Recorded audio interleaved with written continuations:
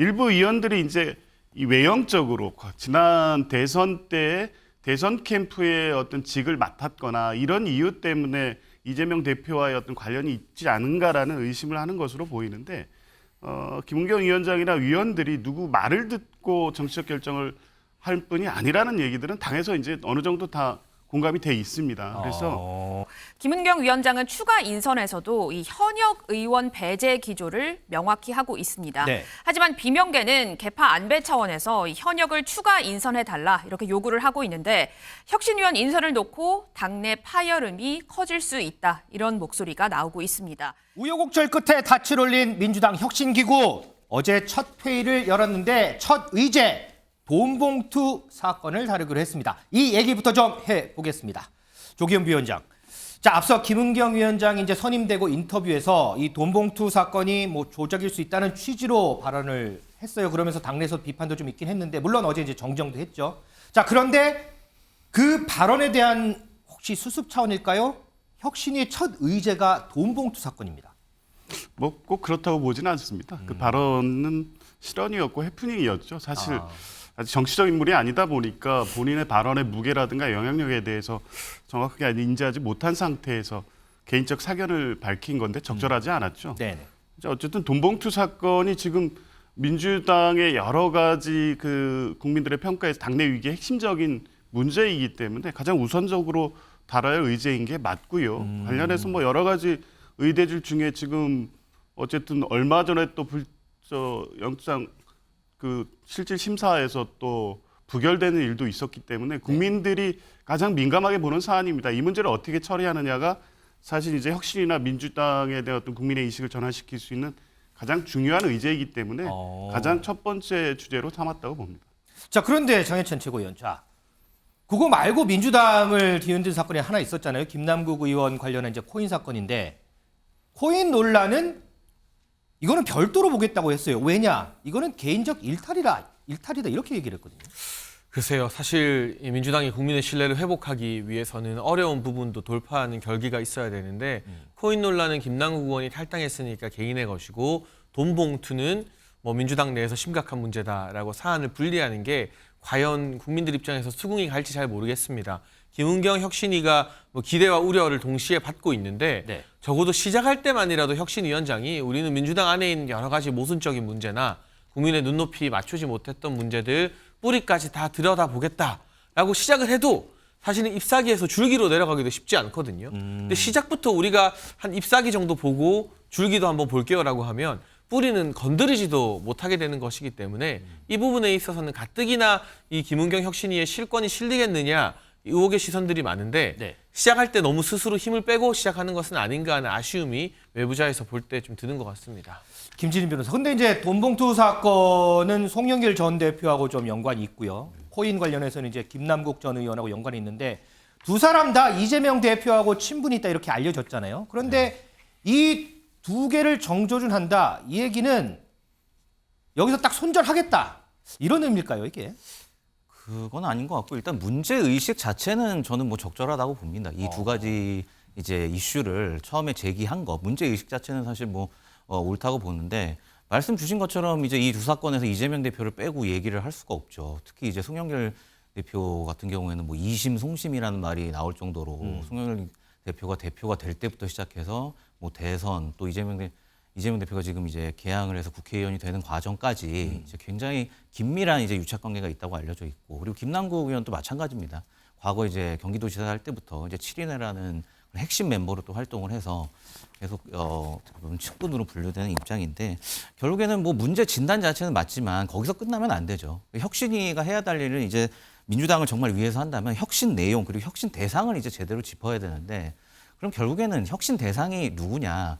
지금 어떻게 보면 잘 나왔지만 결국에는 이재명 대표가 이 민주당에서 가장 지금 어떻게 보면 혁신 1순위라고 저는 그렇게 생각을 하거든요. 김진인 변호사는 혁신 1순위는 이재명 대표라고 네, 하기 때문에. 근데 과연 왜냐하면 지금 이재명 대표가 지금까지도 계속 민주당의 어떤 뭐 내로남 보니 본인 사법 리스크도 있지만 네. 계속해서 뭐 방탄국회를 비롯해서 민주당의 어떤 도덕적인 어떤 추락 그리고 위선 이런 거를 사실 대표하는 인물이라고 저는 생각을 하는데 그걸 결국 이제 1순위 혁신 대상이 전 이재명 대표라고 생각하는데 과연 이재명 대표 스스로 이런 혁신 대상에 포함돼서 이렇게 본인이 혁신 대상에 포함돼서 이 문제를 이 난관을 헤쳐나갈 수 있을지 저는 사실 좀 솔직히 좀 의심스럽습니다.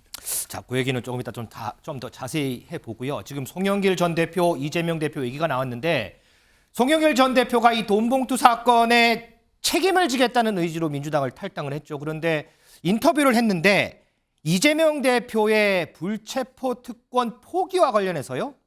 절대 반대다. 이렇게 얘기를 했습니다. 그 목소리 좀 듣겠습니다.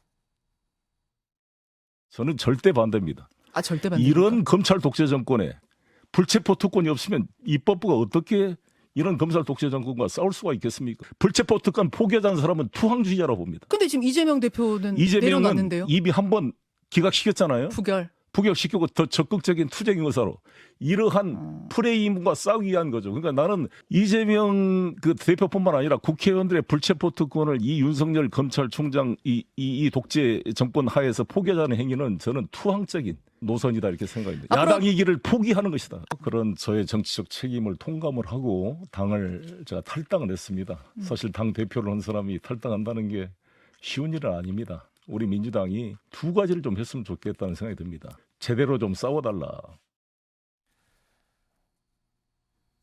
조기현 부위원장, 저는 이 말이 조금 헷갈려요. 이재명 대표 불체포 특권 포기는 투항적 노선이자 야당의 길을 포기하는 것이다라고 했는데 이 불체포 특권을 포기한 이재명 대표는 더 적극적인 투쟁 의사를 보인 거다 이런 얘기를 했거든요. 이 말이 다르고 저 말이 다른 것 같은데 이게 좀 해석을 좀 해주세요. 표현 자체로는 선후가 이제 모순된 것처럼 들리기는 하는데요. 네. 죄송합니다. 지금의 정치 상황에 대한 어떤 종합적 판단과 인식이라고 보여집니다. 원칙적으로 불체포 특권이라는 게 헌법상 국회의원의 권리이고 이 취지 자체가 행정부의 부당한 탄압이라든가 입법권 훼손에 대해서 예외적으로 허용하는 특권 아니겠습니까? 네. 이제 이 부분은 정치 상황에 따라 포기하거나 아니면 선택하거나 이런 문제가 아닙니다. 과연 법 적용을 함에 있어서 어떤 정치적 상황에 따른 판단을 할 수는 있지만 원칙적으로 보면 불체권 특권 포기를 정치적 선언으로 자꾸 하는 것 자체가 헌법을 개정하기 전에는 이런 식으로 하면 안 된다는 입장은 분명히 갖고 있는 것 같고요.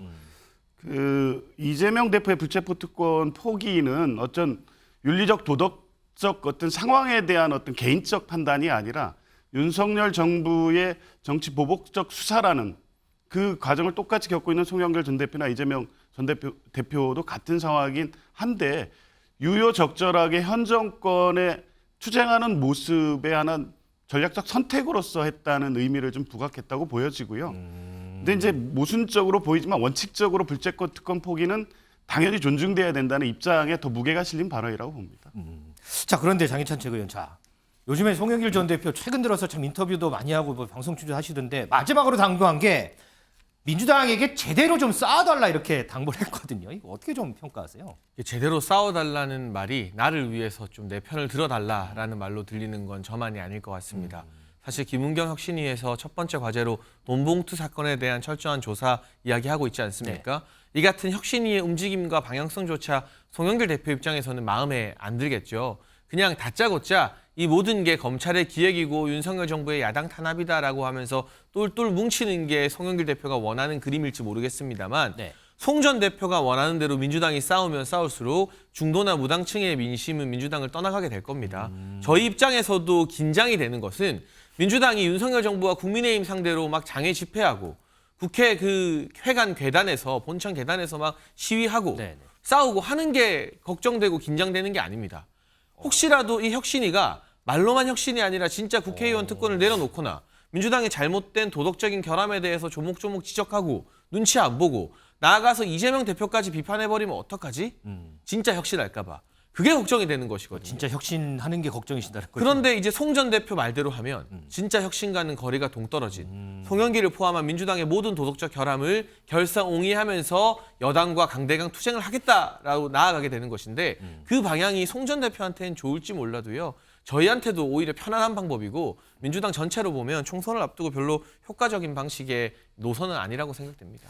자, 국민의힘이 가장 두려워하는 게 진짜 혁신이라고 하는데 글쎄요. 지금 혁신위에서 어제 이제 첫 회의를 했는데 벌써 잡음들이 조금씩 나오는 것 같습니다. 어제 혁신위원 인선이 됐고 발표가 됐죠. 7명이 발표가 됐는데 그중에서 6명이 친명계로 분류되면서 당장 비명계에서 반발이 나오고 있습니다. 김은경 위원장 이걸 의식했을까요? 이런 발언도 했습니다. 얘기 듣고 오겠습니다.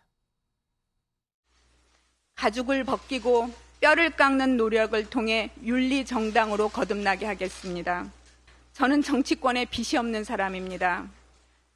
당연히 친명도, 비명도, 친문도, 비문도 아닙니다. 계파의 이익, 일부 강성 당원의 요구, 기득권 세력으로부터 전락한 현역 국회의원들의 이해에 대해서 한치의 관심도 없습니다. 자, 이 발언에 대해서 친명으로 분류되는 김영진 의원 힘을 실어준 것 같습니다. 이어서 좀 듣겠습니다. 제가 친명계 핵심인데 아는 사람이 한 명도 없습니다. 아, 네. 전혀 없습니까? 없습니다. 그래서 보니까 대단히